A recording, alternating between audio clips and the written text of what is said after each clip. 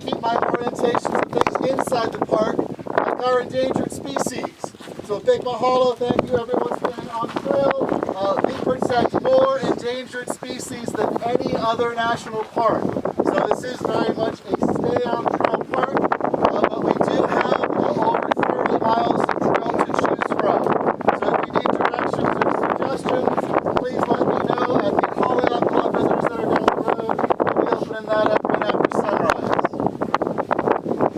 So some of those endangered species we protect is the Haleakala silver sword. Those silvery plants you'll see growing around here, they are endemic. That means they're only found here. And I mean not just in the islands of Hawaii, not just on the island of Maui, but just in these higher elevations here on Haleakala, the only place in the world you can get to see them. So that's why we ask people to stay out of their habitat. You never know if a little baby silver ceilings trying to establish itself. You go out trail, you could end up stepping on it. We also protect a number of endangered bird species. The cute fat little birds you'll see running around the parking lot after sunrise. Not one of them. It's a non-native species, a type of parchment called chukar, popular game bird. It's used worldwide for hunting, including Maui. Eventually make their way inside the park boundaries, and now we're stuck and go hunting for birds in the park. So some of the actual native birds we protect are our Hawaiian honey creepers and forest birds. You can see them down across the road.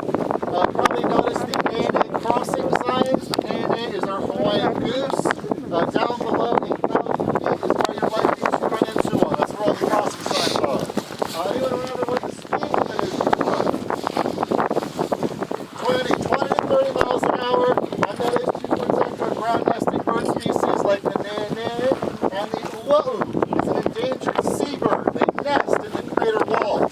So yet another reason for staying on trail. If you go on trail, you could end up collapsing one of their burrows. They only lay one egg a year, and we're really trying to bring their numbers back up. So of course it's not just the natural resources we protect, it's the cultural resources as well. This is a very sacred place for Native Hawaiians.